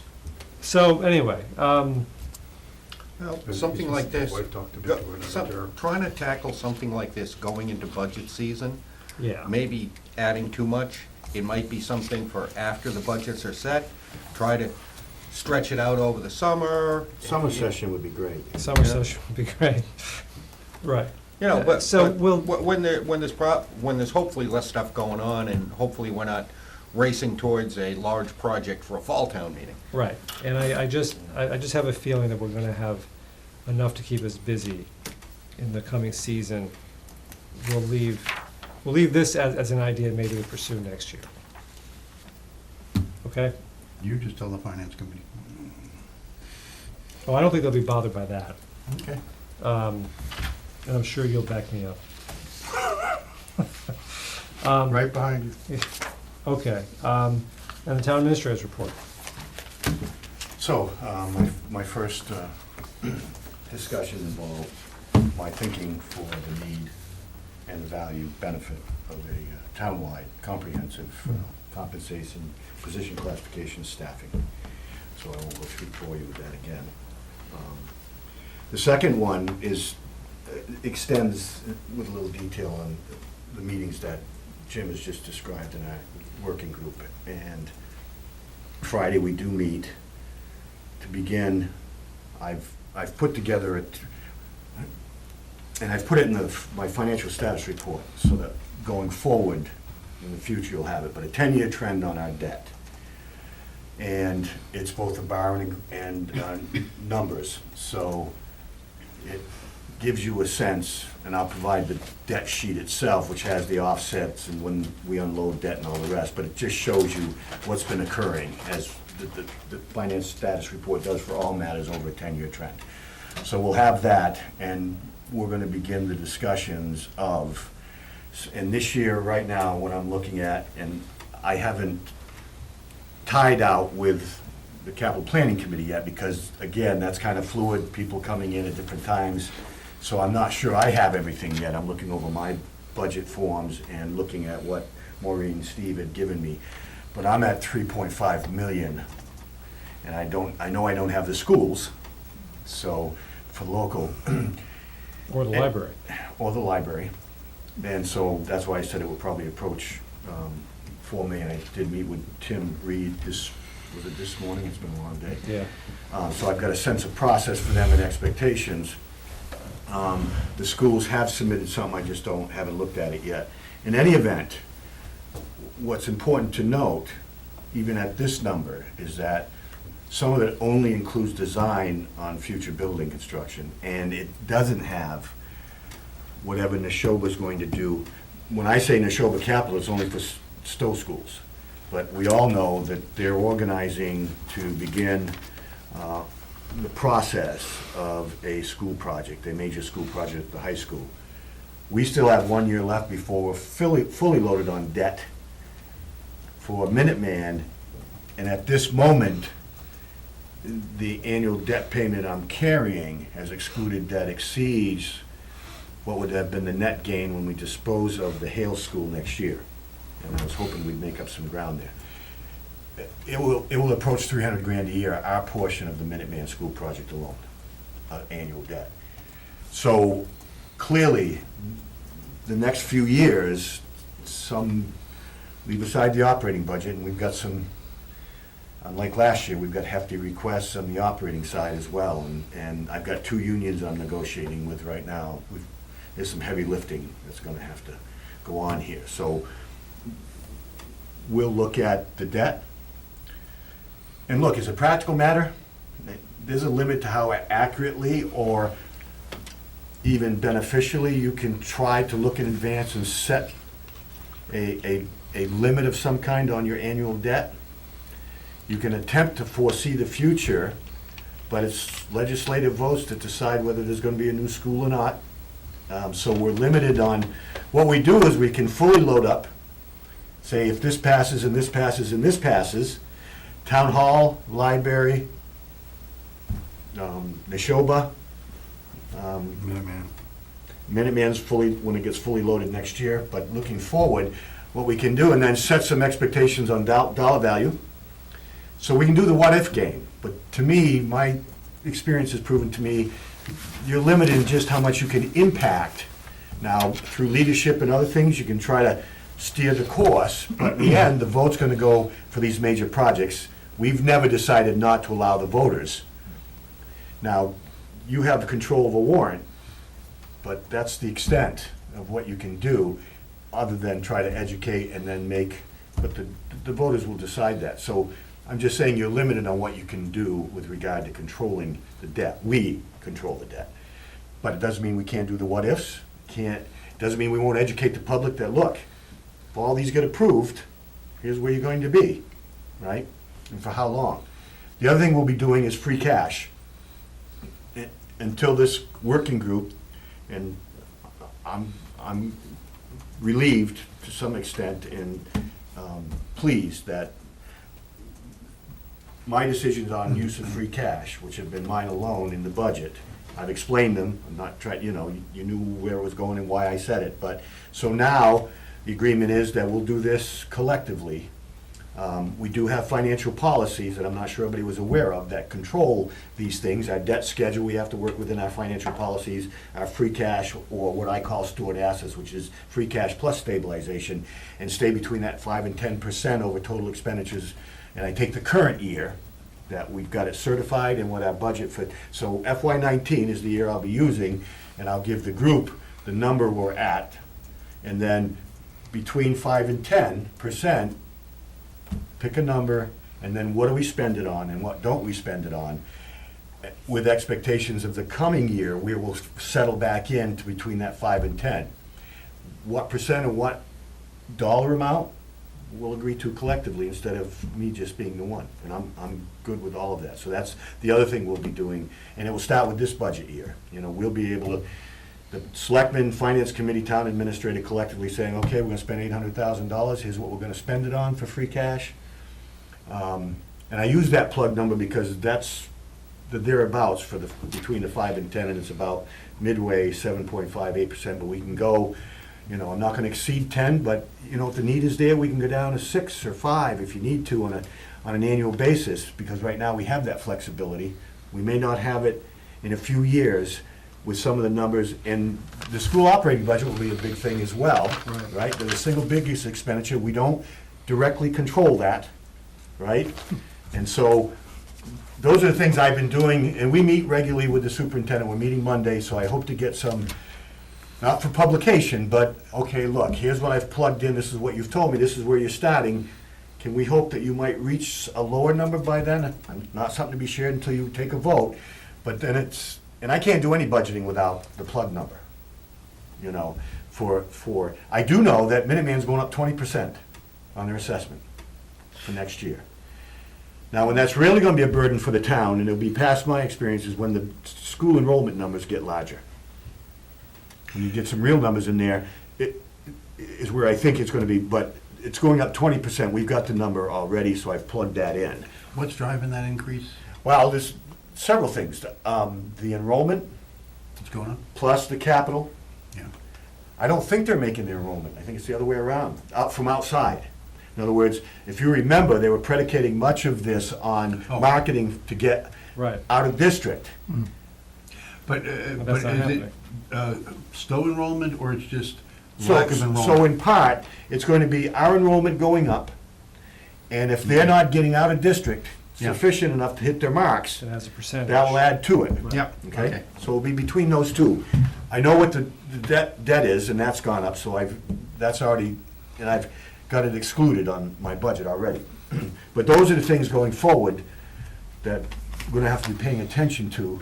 So I think it benefits us to have done what we've done, which is we've positioned ourselves, irrespective of what the votes are, that in the, at least the shorter term, not near term, but maybe not out 5 years, depending on what the operating budgets in the two schools do. Because we've got $2 million of unused levy capacity, we've got collateral cushion, we've got a lot, but if the big dogs, because we went through this, that's, when I got here, we were there, and then we hit it in the early 2000s when it was 7% a year, compounded annually. Next thing you know, Lancaster's a part-time government, and we're out of money. We didn't have the cushion we've got now, but all I'm saying to you is that cushion that we built up, we did so, in my opinion, to protect your future, because you're gonna need much of it, Yeah. you know? And then the third one is the OPEB. So we have the consultant, for the same reasons I believe in a professional consultant doing the compensation, I believe here, because I was reading all the material I could, reasonably intelligent person, thoughtful and all the rest, talked to everybody I could, people are all over the place. Hilltop that we took on for our new financial advisor, the only one that had somebody in-house, OPEB specialist. So I think we did the right thing for short money. He's going to report on the actuarial for this year, gonna look back at 15 when we did the last one, because they're every 3 years, but they're going to 2. And he's gonna give us his best estimate, because we have our actuarial is done by a software program. That's basically what it is, a company that has a software program. And that's not a criticism, that this, you know, it gets the job done, it sets some benchmarks, but he's gonna analyze all of that, give us his best looking back, and then looking forward, things that we might be able to do in that actuarial, our financials that might help us, and then he'll tell us, see, Gatsby won't give us a percentage now, so they're playing, well, I won't get into the editorial. In any event, he's gonna tell us what he thinks we should set for that annual, and we'll do it every time there's a new actuarial. What should we be doing? Our annual required contribution, which has disappeared now, but it's still there as a target, they're just not using the terms on it. But he'll give us his best estimate and say, look, here's what you ought to be putting away. In my opinion, here's the reasons why. I wouldn't go with this number, that number. We can accept or not accept it. What I've already done is I put a plug number in this year for 200,000, which is double what I had. I went from 50 to 100 to 200, based on what I know about the way things are trending. I don't know what he'll come at or what we'll agree to in the end, but again, it'll be a collective one, but I'm going to 200. 200,000 Yeah. to OPEB? Yeah. So I'm just gonna say, I'm gonna be surprised if there's any other towns our size put 200, that's great, if you think we can do that. Do you Well, think- we can do it now, and I will tell you this, there are other communities that have put, who, in my opinion, have panicked and put larger sums. Okay, Some in our neighborhood. I think it was Harvard put 400-something thousand in a couple of years ago. Carlisle put up some, But now I don't know if that was gonna be an annual contribution or not. So- Lancaster put one-time They money. put a Big big money. slide too. But I'm just looking at what the last actuarial said we should put in, which is more than 200. Right. But now that we've put more in, that figure will come down.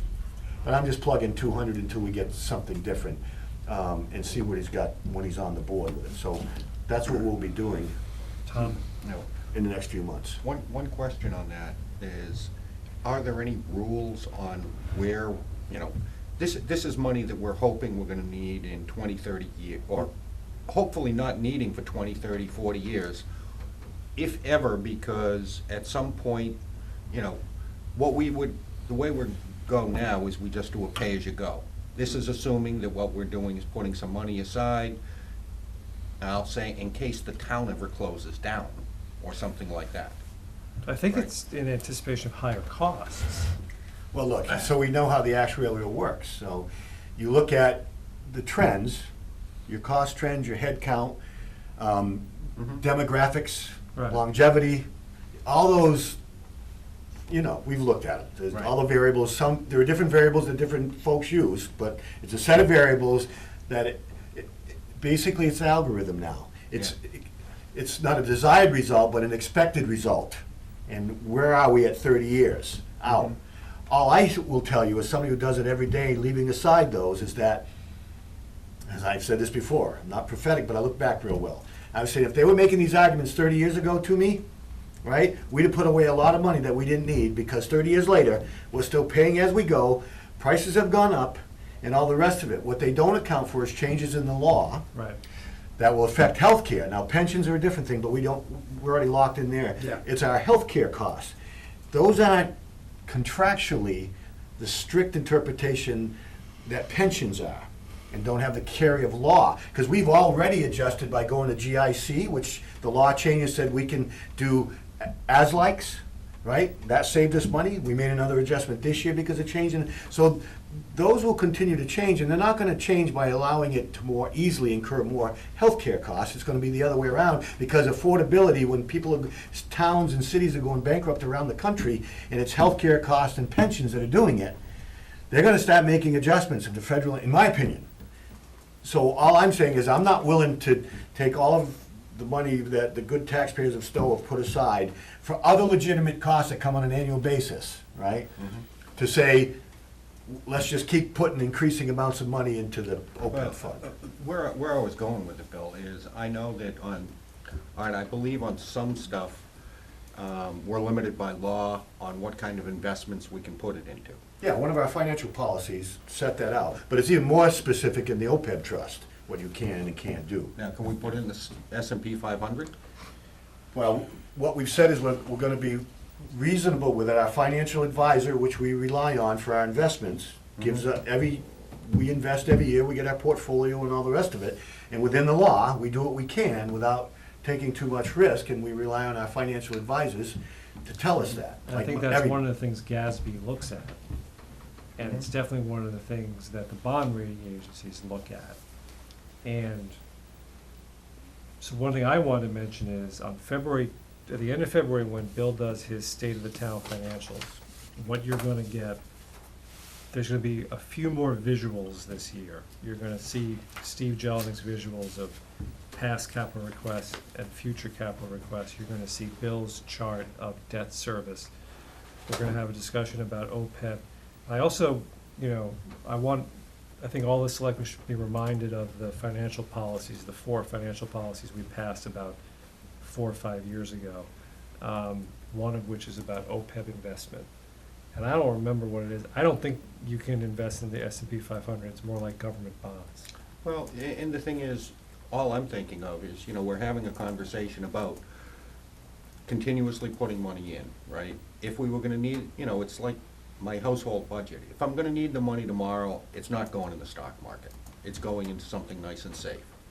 But if we're talking about some money that is gonna be, we're figuring we're gonna need in 30, 40, 50 years, right, to cover some of these things, the S&P 500 is probably a much better investment for not necessarily all of it, but something that's gonna give us 7% a year, so that in 20, 30, 40 years, yeah, fine, it goes up and down. So our financial advisor, in short, does what every good financial advisor does. Under our policy, which is driven off the law, which is driven in part by what our rating agencies expect, S&P, there's not a lot of individual, they come through and say, okay, look, meeting both the expressed and implied intent of the statutes and your policies and S&P's expectations to keep AAA, here's where we're going with the money.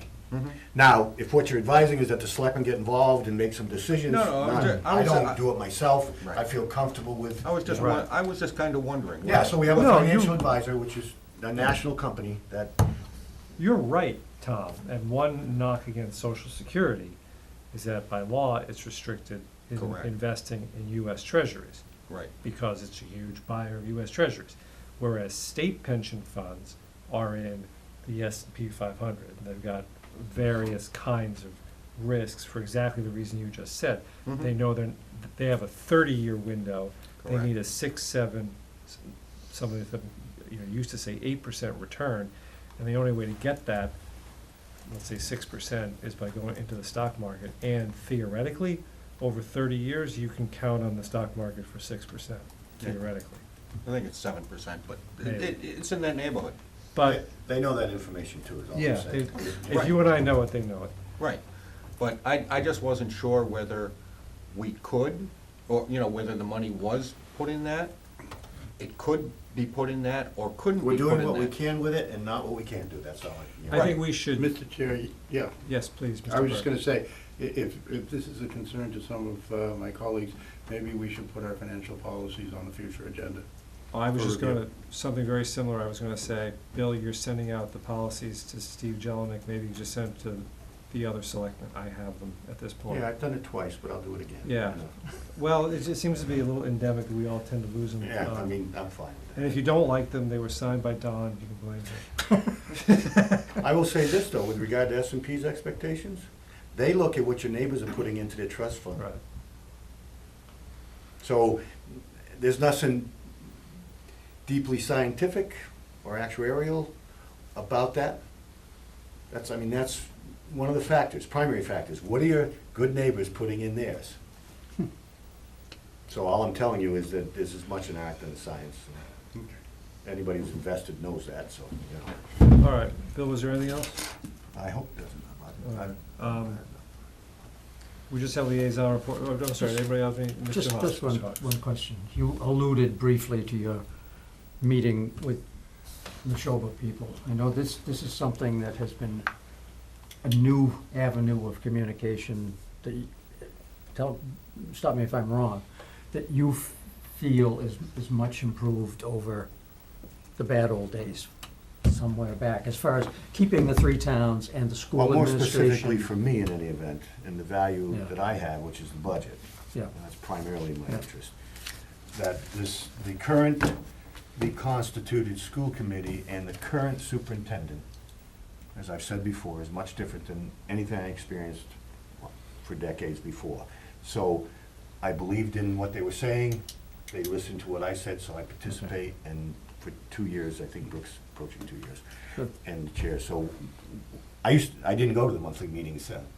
Often we didn't have them, we had them quarterly, but whenever they were, I wasn't frequently in attendance because I didn't believe in what they purportedly or ostensibly they were there for. But I do now, and I do go, and Monday we're meeting. Okay, good, thank you. That's all. Thank you, anybody else? So I'm guessing that they listen to you and you have a reasonable conversation, so. Bill, we wish you well on your way out to the friendly town. We prefer Castle Rock now. Thank you. Thanks. Good night. Good night. Liaison reports, I'm gonna assume people haven't been doing that much liaisoning because it was the holidays, but on the off chance that you have, I will start with Ingeborg. Ooh, nice fake. You like that? Yeah. Looking left and I'm throwing looking right. left and went this way. Like a good quarterback. To one look On at me, I Clemson. couldn't do it. Yeah, I said, oh no, I'm not ready. I gotta get ready. Hey, Sorry. she wants to say something. So the SMOT is put out bids for the demolition at Oh. Red Acre Road. There'll be, I think, a public walkthrough, we'll put interested bidders on Friday. Well, there's progress moving there, and that's all I have. That's great. Mhm. That's big. Tom? We're finally closing in. One thing I actually meant to ask Bill. Hopefully, we're gonna have a contract signed with a consultant for the town hall renovation. We had a few fits and starts, but we are approaching the end game on that at the moment. But to go along, one of the things to go along with that, though, is it appears we're gonna be one member down. Doug informed me today that Julianne North has resigned. So we're probably gonna be losing her on the FinCom too, because apparently she's moving, so. Oh, it's- Really? Yeah. That's what I was told today. Oh, that's too bad. One of the things to think about too is that we've been having a number of conversations about the town hall. The Historical Commission and the Historical Society have been, I'll say, lobbying us to provide them space in the building. One of the things that we have discussed at the town hall renovation is that we as a committee for renovation shouldn't be assigning or giving somebody space.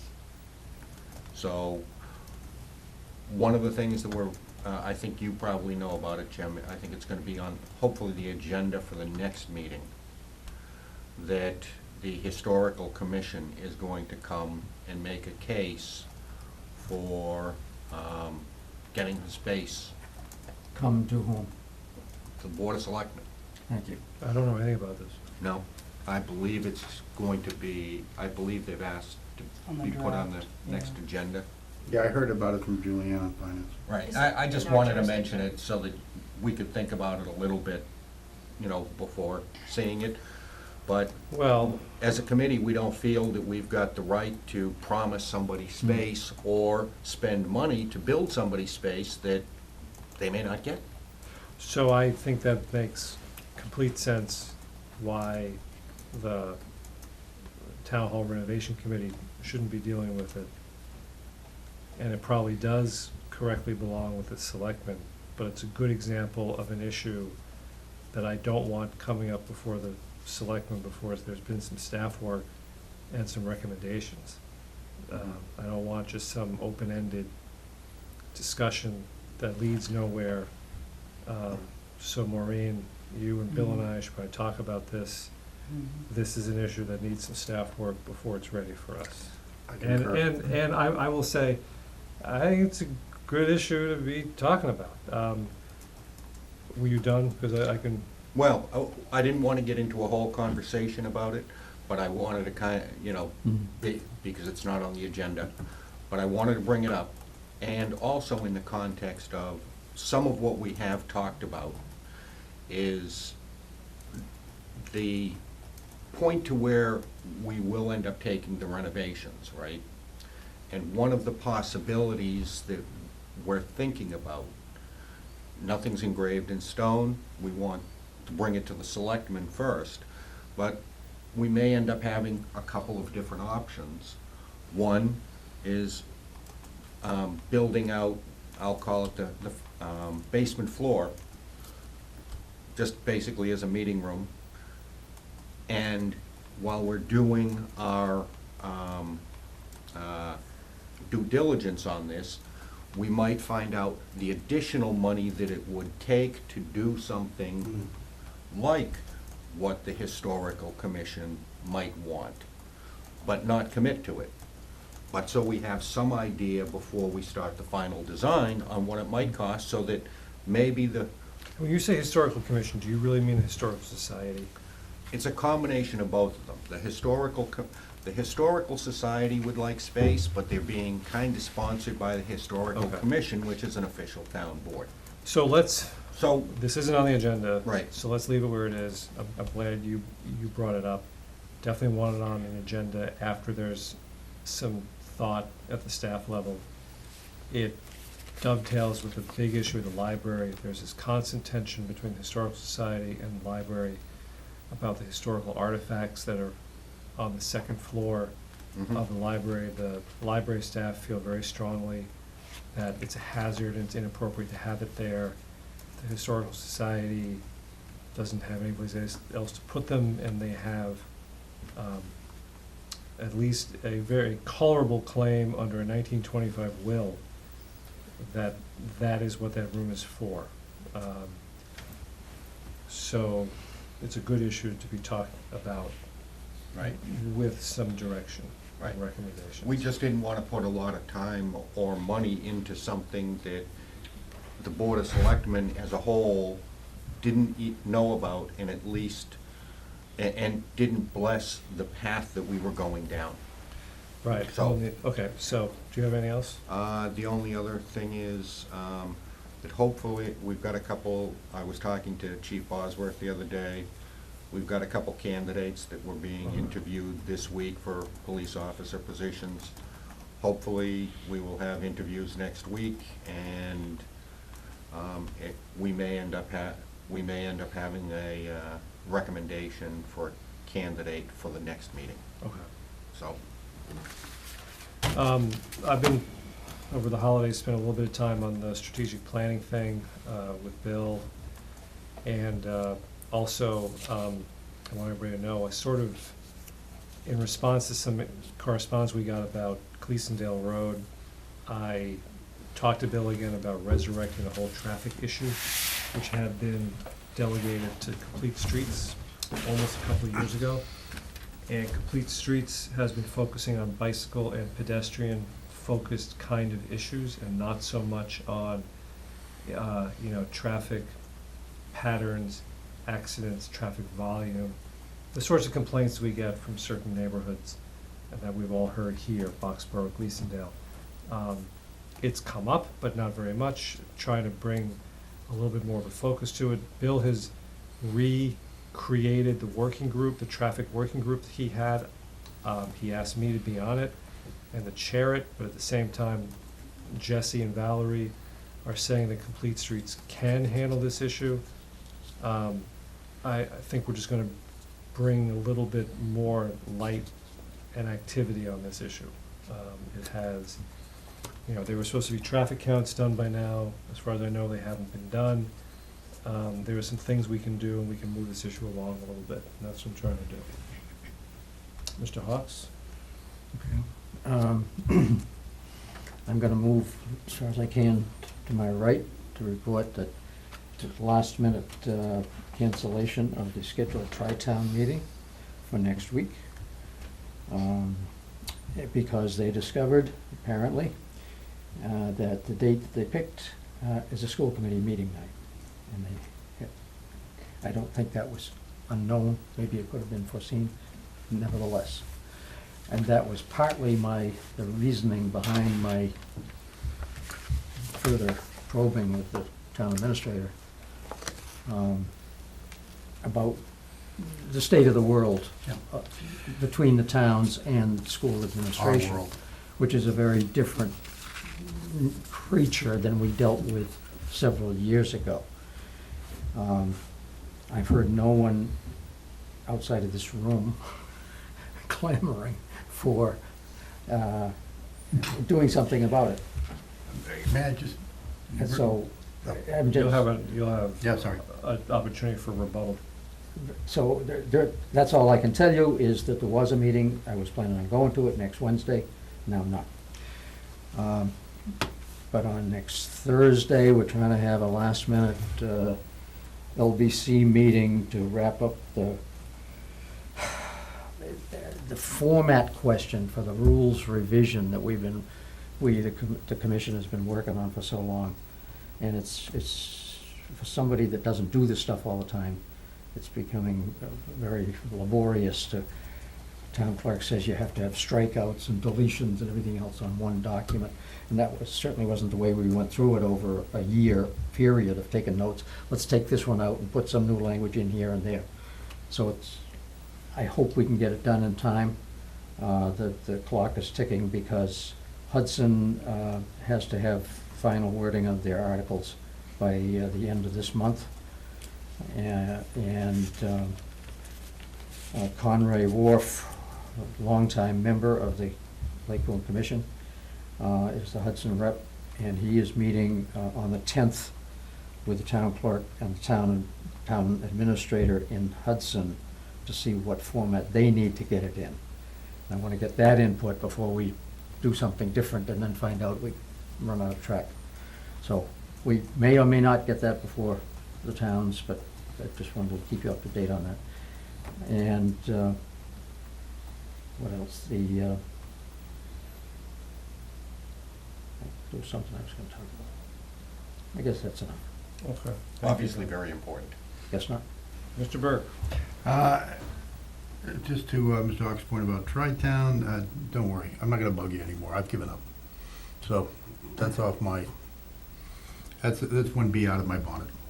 The ZBA presented a deed, and I know that the board voted on it at the last meeting. LACAC is still gonna come to us to try and dissolve its contract negotiating team and have it done by the whole LACAC. And Finance Committee loves the chair. They don't even need me anymore. They always need you. Listen to him. They always need you. That's my liaison report. May I make a motion? Please. Yes. I was just gonna say, one of the things, some people may not understand, I think most of the people here do, is if we're having less problems with the school committee than we did years ago, which, when it was first formed, basically it was, as Bill said, we were seeing 6, 7, 8% increases in the school budget every year, and we needed to try to provide a unified front between the three towns so that we didn't, any one of us get rolled over. And that's what my recollection, 20 some odd years ago, of the Tri-Town originally was. It was to share ideas between the three towns, but mostly related to the school district. If we've got better communication amongst the staff, I think, that's part of the reason that in the last couple of years it has faded a little bit, because there was less need to try to, present a unified front if we've got a good working relationship. So, I just wanted to throw my 2 cents worth out on that. Thank you, Mr. Ryan. But at I this promised I point, wouldn't badger, at this so I'm not point- gonna, I disagree, but the history of Tri-Town is very fascinating, but when it's all that's standing between me and going home. move to adjourn. There we Second. go. Thank you. Thank you. Yes. We off?